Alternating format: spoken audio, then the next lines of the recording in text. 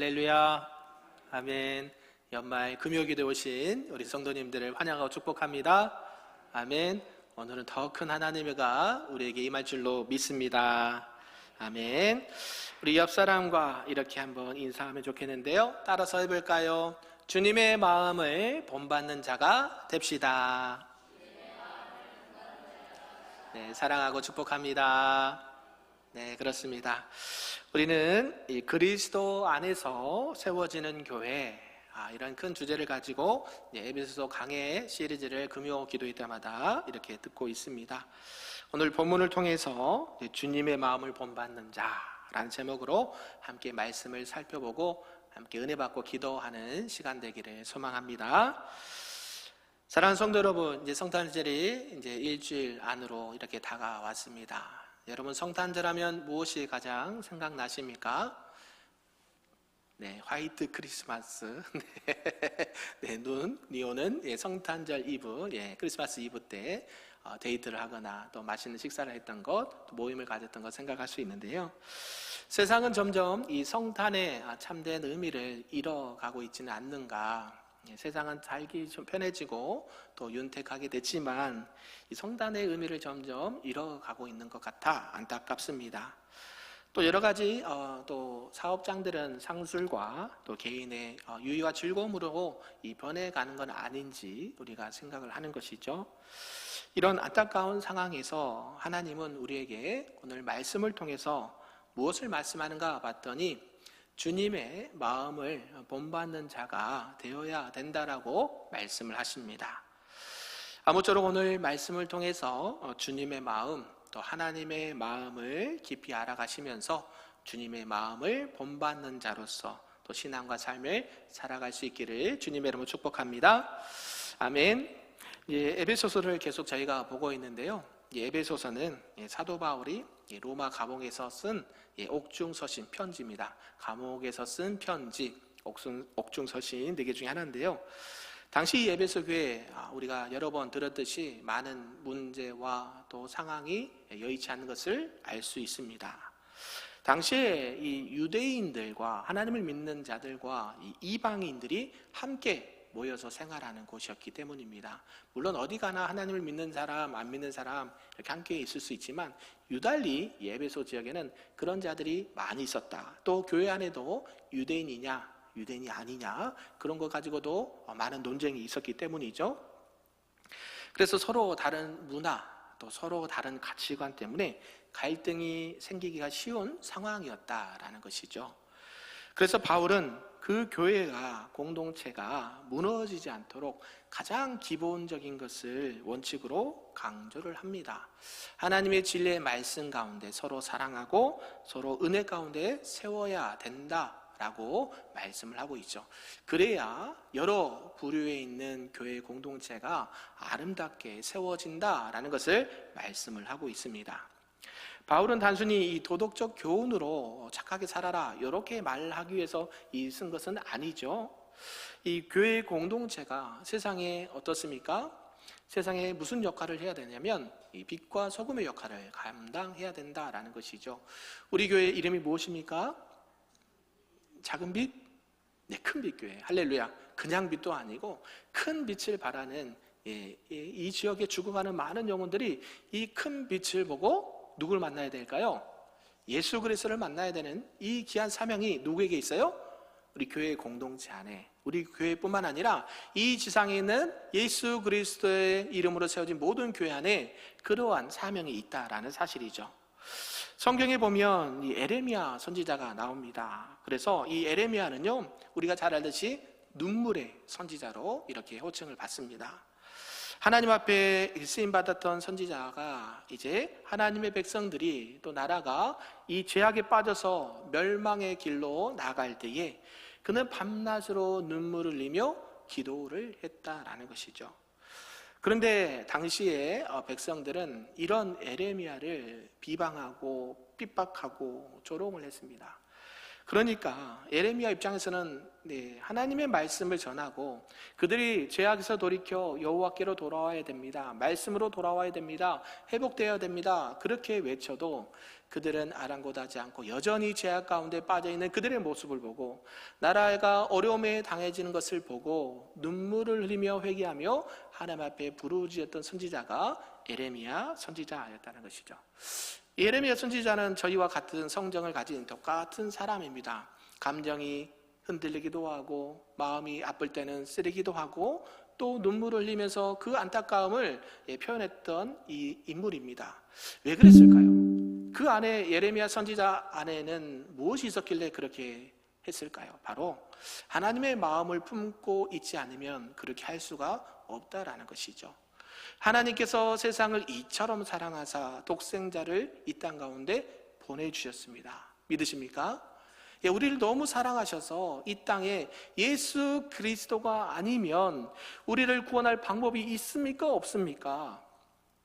없어요. 많은 선지자들을 통해서 눈물로 회개하고 외치고 또 외쳤지만 죄악에 빠진 많은 인류와 사람들은 하나님 앞에 돌아오지 않았고 이 죄의 문제를 해결할 방법이 없는 거예요. 방법이. 여러분 인생에 방법이 있으십니까? 저희 안에도 방법이 없어. 사람의 기준으로 보면 방법이 안 보여요. 그럼에도 불구하고 예레미야가 무엇을 봤습니까?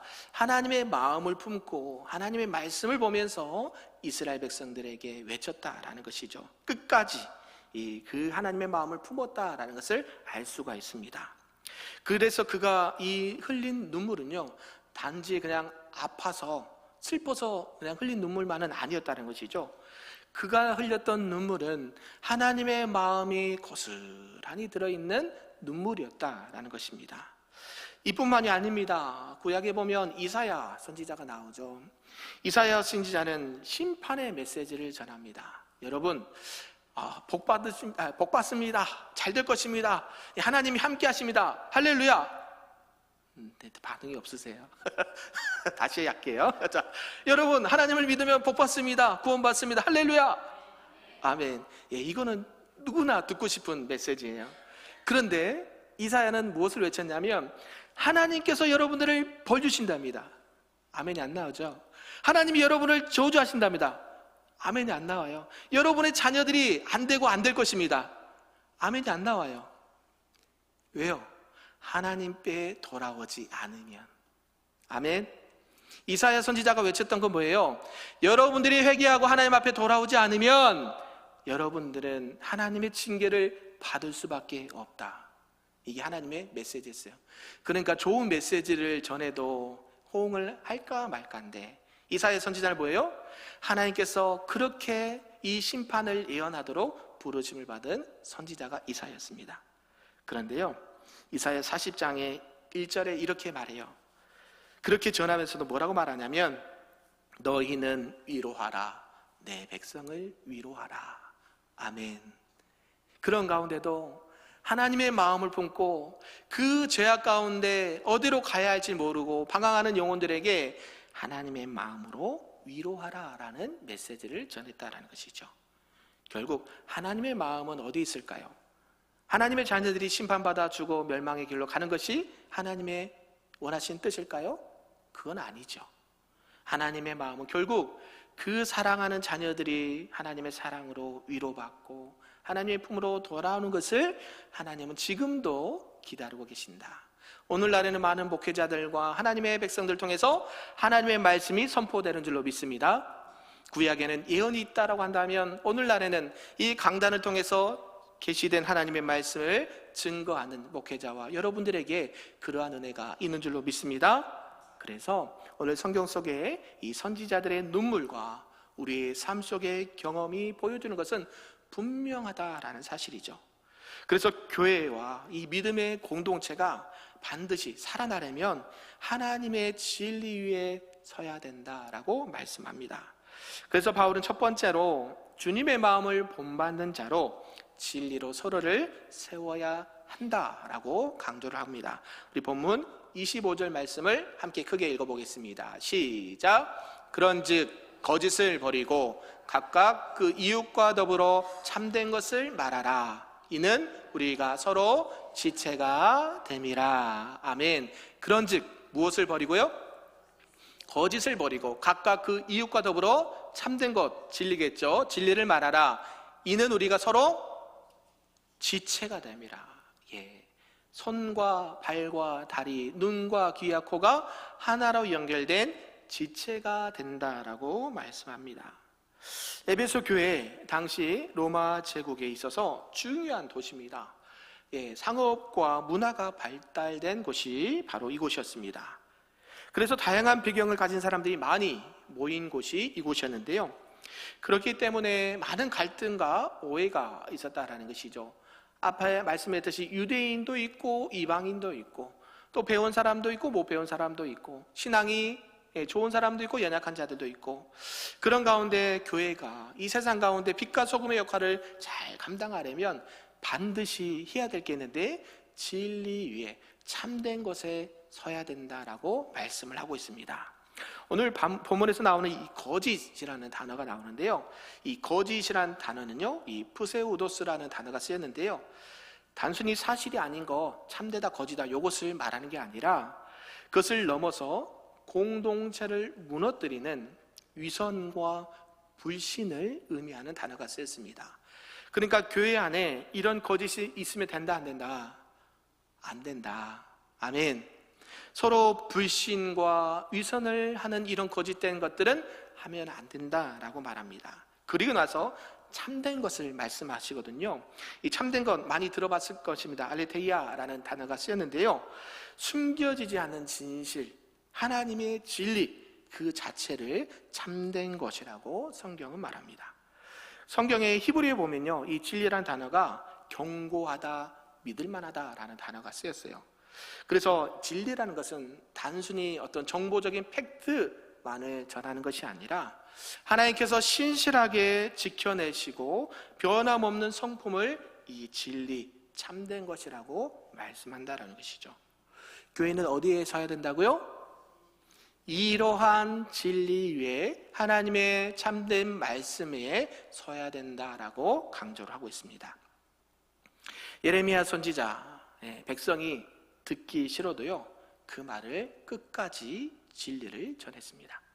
예레미야 20장 9절에서 어떻게 말씀하냐면요, 내가 여호와의 말씀을 전하지 아니하면 내 마음에 불이 붙는 것 같아서 견딜 수가 없습니다. 할렐루야. 할렐루야. 여러분은 하나님의 말씀을 진리를 전하지 않아서 마음에 불 붙는 것 같은 경험을 하신 적이 있으십니까? 있어야 돼요. 예레미야 선지자처럼. 왜요? 하나님의 말씀 가운데 하나님을 믿는 백성이라고 한다면, 이 땅 가운데 교회로 우리를 부르심을 받았다고 한다면, 내가 이 참된 것 여호와의 진리의 말씀을 전하지 않고는 내 마음이 불 붙는 것 같아서 견딜 수가 없다는 거예요. 할렐루야. 그래서 어떻게 해요? 이 불 붙는 것을 전하는 거예요. 나가서 예수 그리스도를 믿으셔야 합니다. 교회 안으로 들어오셔야 합니다. 여러분의 죄를 회개하셔야 됩니다. 아멘이 안 나오시네요. 저와 여러분이 이런 사명을 감당해야 된다는 것이죠. 진리를 말하는 것은요, 때로는 매우 어렵습니다. 외롭고 힘듭니다. 남이 알아주지 않아요. 그런데 공동체를 살리는 길은 바로 이러한 것이다 라고 말합니다. 다니엘도요, 다니엘서 1장에 보면 이 바벨론 포로로 끌려간 상황에서도 왕의 진미와 포도주를 거절합니다. 이것으로 내 자신을 더럽히지 않겠다라고 결단을 하죠. 이런 결단은 어디서 나왔을까요? 바로 하나님의 말씀 진리를 아는 데서부터 시작되었다라는 것이죠. 나는 우상에게 드려진 제물을 먹지 않겠다는 믿음의 결단이었다는 것입니다. 이런 진실한 태도가 결국 전체에 영향을 주었고, 그 당시에 왕과 나라도 하나님이 계시다, 하나님이 정말 계시는구나 라는 것을 인정하게 되었다는 것이죠. 무엇 때문에? 다니엘이 하나님 앞에서 뜻을 정하여 왕의 진미와 포도주를 먹지 않고 나는 하나님의 말씀을 지켜 참된 것을 지켜 행하겠습니다라고 결단하고 행했을 때에 많은 믿지 않는 자들 누구를 인정하게 돼요? 내가 믿는 하나님이 참신이시구나. 할렐루야. 저와 여러분이 믿는 하나님이 이 세상에 참된 신이심을 믿습니다. 아멘. 우리가 가정에서도요, 서로 부부가 서로 솔직하지 못한다라고 한다면 어떤 일이 일어날까요? 작은 오해도 생기고 또 싸움과 갈등이 생기기 마련입니다. 그런데 어때요? 내가 잘못했어, 이 말 한마디면 풀어지는 것이죠. 나 때문에 많이 속이 상했구나, 속이 상하셨군요, 이렇게 말하면 어때요? 그래, 당신 때문이야, 잘해봐, 이렇게 한 사람은 거의 없다라는 것이죠. 우리 부부 가정 안에서도 내가 혹여나 실수한 게 있으면 내가 먼저 그것을 인정하고 내 안에 있는 그 진리의 말씀 가운데 순종하며 나가시길 바랍니다. 우리도 때로는 진리를 말하기가 참 두렵기도 합니다. 또 생각처럼 쉽지가 않습니다. 왜냐하면 사회적 관계가 깨질까봐, 아니면 내가 경제적으로 또 손해를 볼까봐 이런 부분들을 쭈삣할 때가 있다라는 것이죠. 그런데 주님의 마음을 본받는 자는 바로 하나님의 진리로 서로를 세워간다라는 사실을 꼭 기억하시길 바랍니다. 결국 그것이 공동체를 살리고 나를 살리는 줄로 믿습니다. 특별히 성탄을 앞두고 있는 이 시점에 우리가 교회와 가정과 직장과 사업장 안에 이 진리 가운데 든든히 세워지시기를 주님의 이름으로 축복합니다. 아멘. 두 번째는 주님의 마음을 본받는 자는 이 사랑으로 용서하고 화평을 이룬다라는 말씀인데요. 우리 본문 26절과 27절 또 31절을 함께 보도록 하겠습니다. 시작. 분을 내어도 죄를 짓지 말며 31절입니다.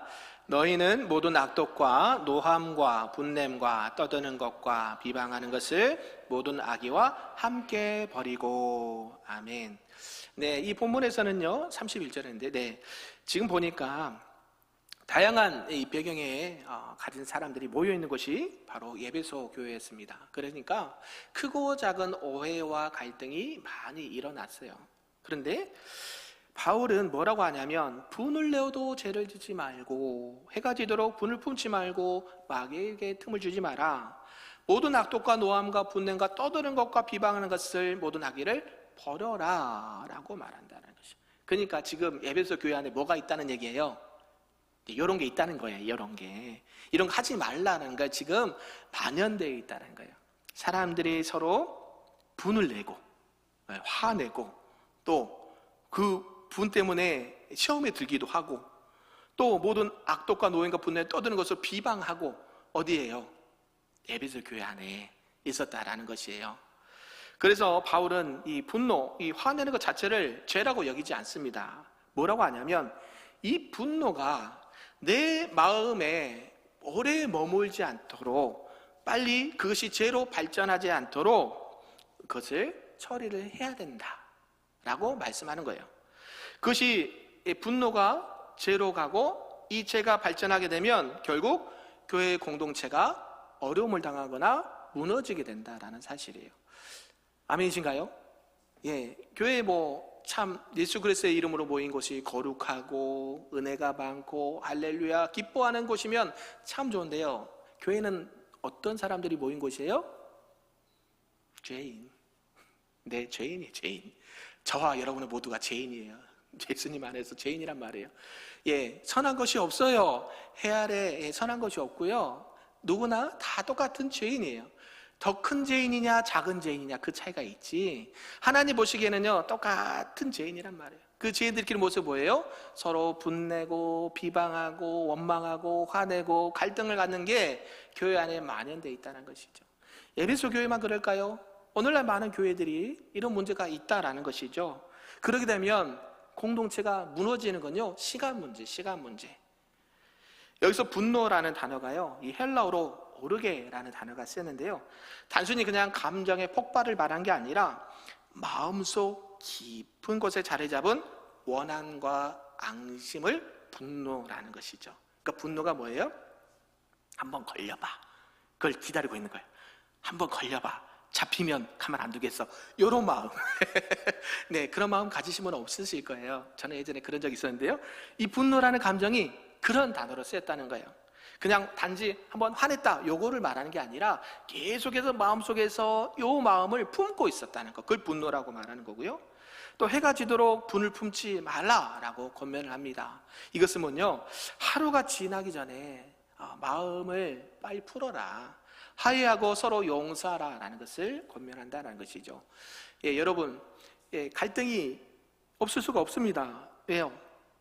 아까 말씀드렸듯이 자라온 환경이 달라요. 배움도 달라요. 경제적인 것, 지식적인 것도 달라요.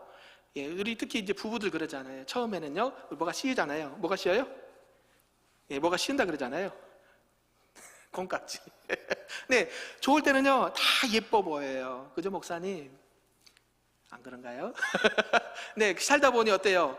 예, 사랑하지만 갈등이 생겨요, 안 생겨요? 예, 자녀 때문에, 물질 때문에, 또 여러 가지 일 때문에 갈등이 생긴단 말이에요. 그래서 화를 낼 수 있지만 그것을 빨리 해가 지기 전에 풀어라. 왜요? 마귀는 그 틈을 여실히 보고 있다는 거예요. 어떻게 하면 마귀는 그 틈을 비집고 우리가 하나님으로 멀어지게 하고 교회의 공동체가 무너지게 하는 것을 이 마귀는 늘 계획하고 준비하고 있다는 것이죠. 마귀에 넘어지지 않기를 바랍니다. 그래서 히브리에 보면 이 화평이라는 단어가 있습니다. 화평, 여러분 잘 알죠? 여호와 샬롬. 한번 옆 사람과 따라서 해볼까요? 여호와 샬롬. 아멘. 이 화평이라는 것은요, 어떤 의미가 있냐면 단순히 싸움이 없는 상태, 아무런 반응이 없는 상태가 아니라 서로 관계가 회복되고 주님 안에서 온전히 하나님이 주신 평안이 임하는 상태가 샬롬이라는 거예요. 그래서 여러분 샬롬의 인사를 많이 하시길 바랍니다. 아멘. 그래야 교회 공동체가 이 샬롬의 공동체로 바뀔 수 있다는 것입니다. 성경에 보면 이 사무엘상 24장에 보면요, 이 다윗과 이 사울과의 관계를 여러 번 말씀합니다. 사울은 우리가 잘 알듯이 누구를 못 죽여서 안달났습니까? 다윗을 못 죽여서 안달났습니다. 끊임없이 다윗을 죽이려고 했습니다. 몇 년 동안?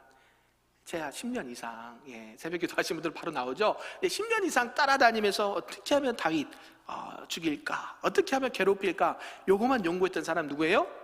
사울이었단 말이에요. 그런데 다윗이 드디어 사울을 2번이나 죽일 기회가 생겼습니다. 그러면 여러분 어떻게 하시겠습니까? 저 같으면 최소한 다시는 그런 마음을 못 갖도록 혼내주거나 매를 때리거나 벌을 주거나 했을 텐데요, 다윗은 이렇게 말해요.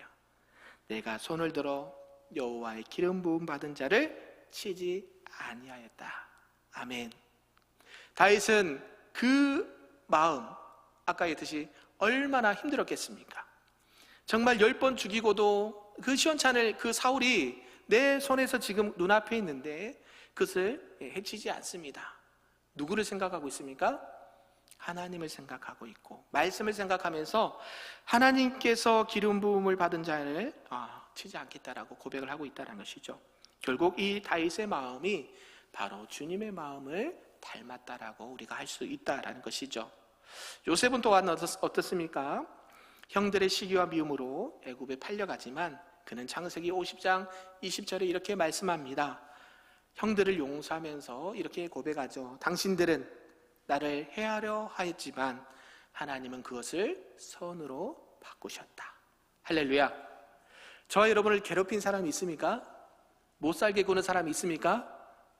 네, 없으신가 봐요. 할렐루야. 그럼 없으면 가장 좋고요. 살다 보면 그런 사람들 만납니다. 그러면 어떻게 해야 돼요? 네, 하나님의 마음을 품고 하나님께서도 그런 것을 통해서 선으로 바꾸시고 하나님의 구원의 역사로 인도에 가실 줄로 믿습니다.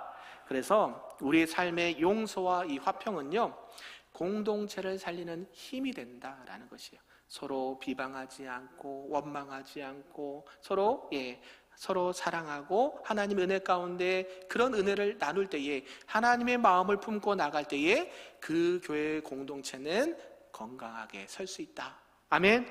저와 여러분도 마음속에 있는 오래된 분노와 상처들 다 잊어버리시고 주님의 마음을 본받는 자들 될 수 있기를 주님의 이름으로 축복합니다.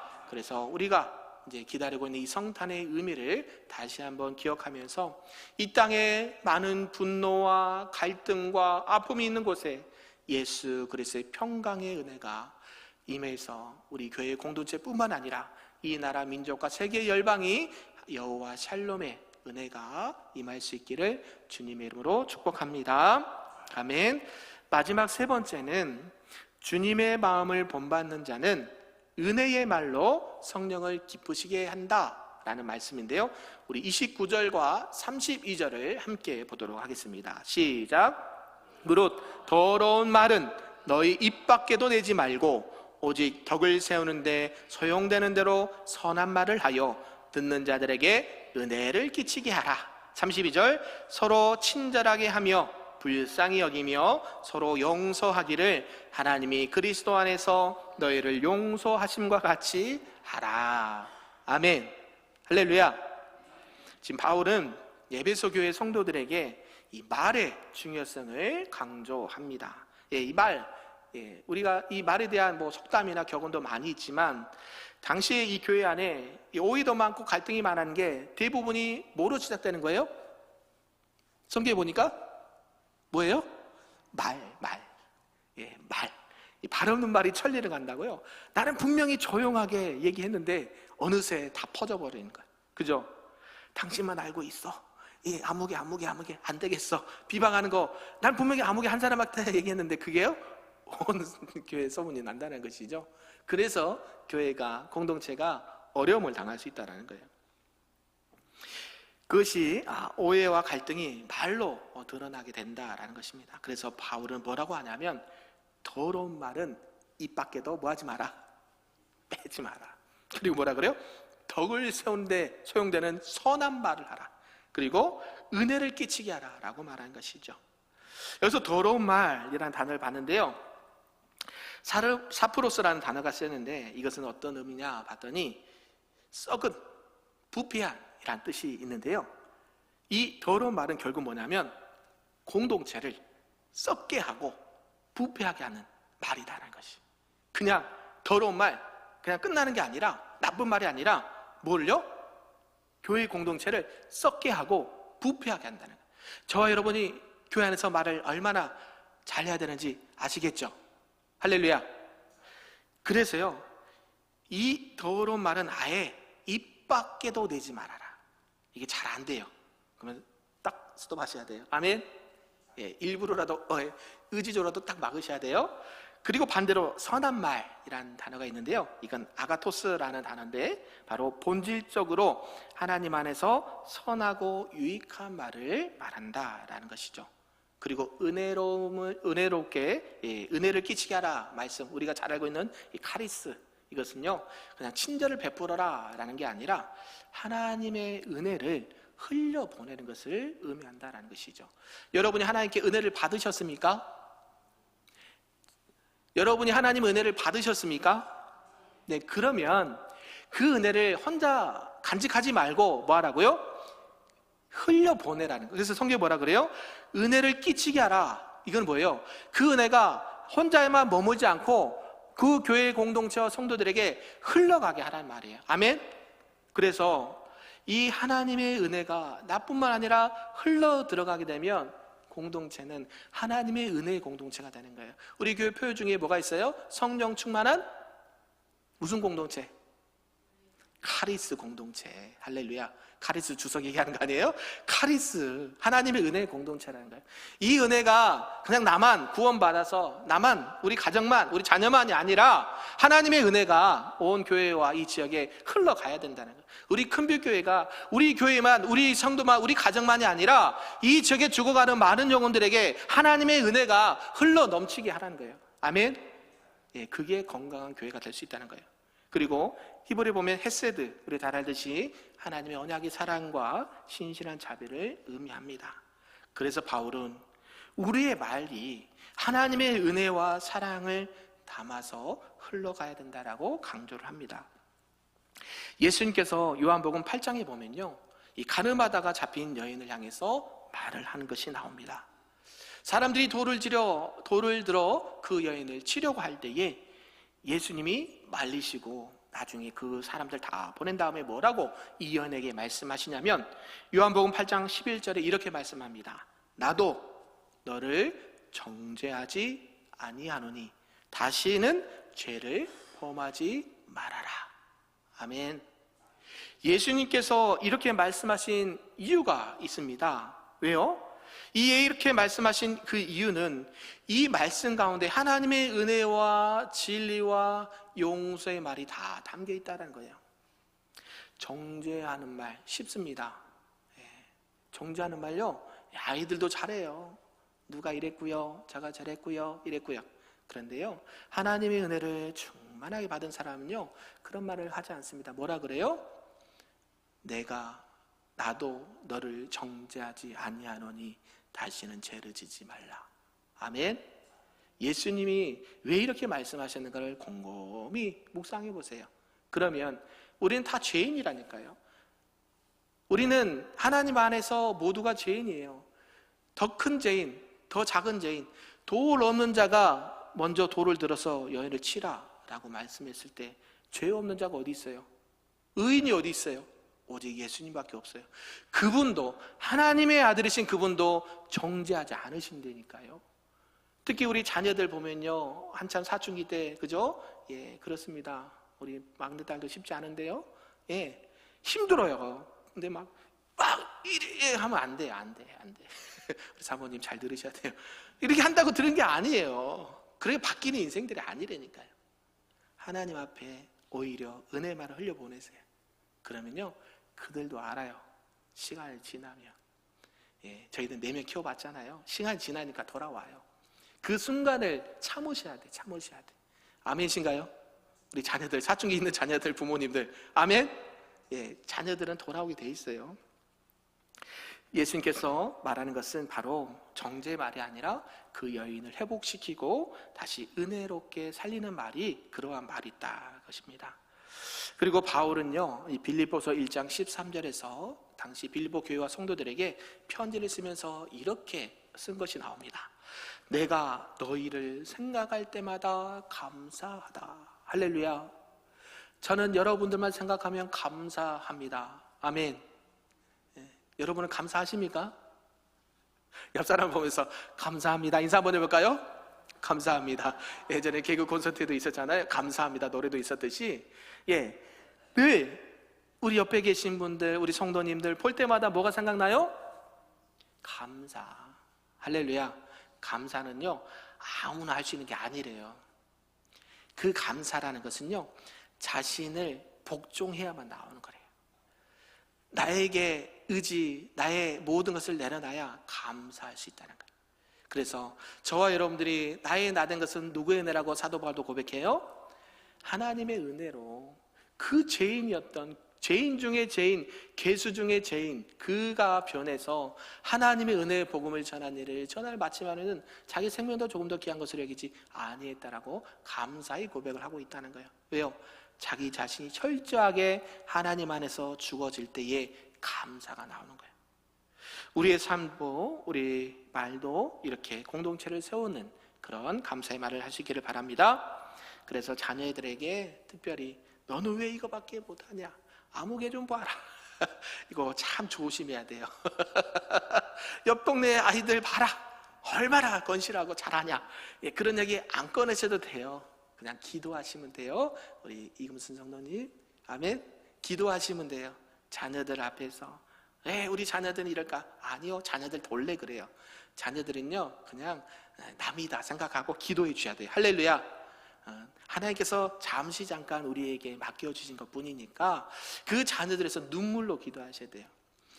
물질로 자녀들에게 다 세상의 것으로 주면 쓰면 다 날아가지만 눈물로 기도한 자녀는 망하지 않는다니까요. 아멘. 여러분들이 자녀를 위해서 매를 드는 게 아니라 십자가를 들고 주님 앞에 나와 눈물로 회개기도 하시면 된다니까요. 그러면 자녀들 변화돼요. 울산에요 낮은담 교회를 심호하시는, 담임 목사로 심호하시는 김관성 목사님이 계십니다. 여러분 나중에 찾아보세요. 이분이 이 역기능, 가정에서 이렇게 자라나셨습니다. 그러니까 예전에 우리 어르신들, 우리 남편분들이 술 좋아하고 도박 좋아하고, 그 다음에 뭐요? 담배 엄청 피시고, 그러니까 이런 가정에서 신앙을 갖는다는 게 참 쉽지 않았습니다. 그래서 어린 시절에 많은 상처를 받고 이분이 자라셨어요. 그런데 이 가정 안에서는 따뜻한 말보다는 차갑고 거친 말을 많이 들으면서 자랐습니다. 그러니까 이분 안에 인성이 건강하게 자랄 수 있었을까요? 거의 없죠. 주변의 환경 무시 못합니다. 그래서 마음속에 늘 불안함과 초조함과 공포와 두려움이 있었다는 거예요. 하루는 책상 밑에 이렇게 어머니가 폭 안고 이렇게 잠을 잤다 그래요. 방 안에는 방 한 칸에 단칸방 안에 아버지 하는 사람들이 와서 도박하고 이거 하니까 연기 때문에 숨을 못 쉬잖아요. 그래서 그 아이의 그나마 간접흡연 덜하게 하려고 책상 밑에 들어가서 잠을 잤을 정도로 얼마나 어려운 환경에서 자랐는지 모르겠어요. 그런데 이분이 하나님 은혜 가운데 교회를 다니게 됐습니다. 교회를 다니고 나서 어떤 일이 일어났는가 봤더니 처음에 오니까요 막 환영해 주더래요. 아유, 새 가족이 오셨어요. 할렐루야, 반갑습니다 형제님, 네, 잘 오셨어요. 이렇게 하고 환영을 해주는데요, 시간이 점차 지나가다 보니까요 어때요? 그분의 환경을 알고 그분의 여건을 알고 보니까 이제 말은 하지 않지만 느끼는 거예요. 그 어린 나이에 너는 좀 교회 안 나왔으면 하는 그 마음이 느껴지는 거예요. 말은 하지 않아요. 성도들이 말은 하지 않는데 이것을 느끼는 거예요. 이제 왜냐하면 몸에는 뭐가 계속 나요? 몸에서는 뭐가 냄새가 나요?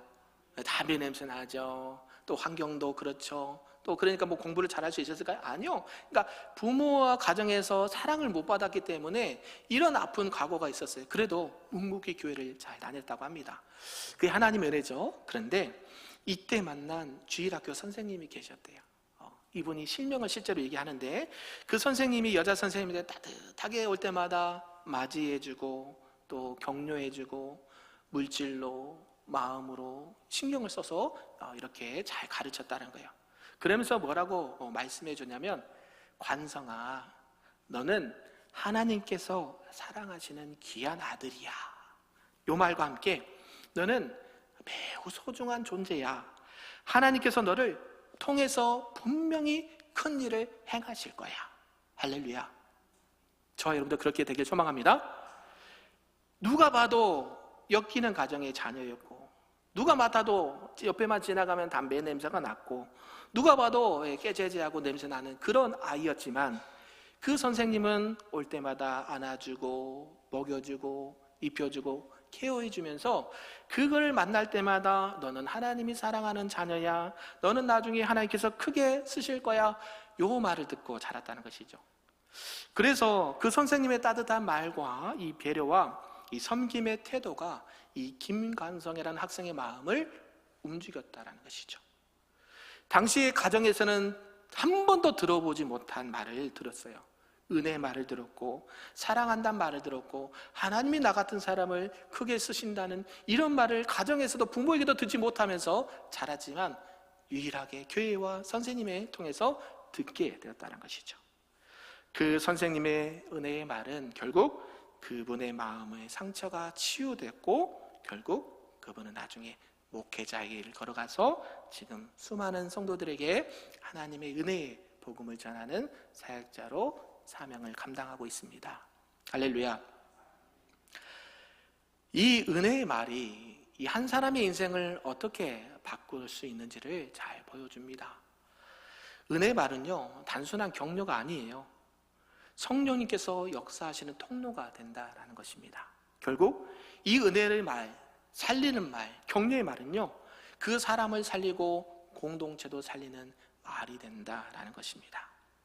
사랑하는 성도 여러분, 우리 입술은 어떤 말이 지금 흘러나오고 있습니까?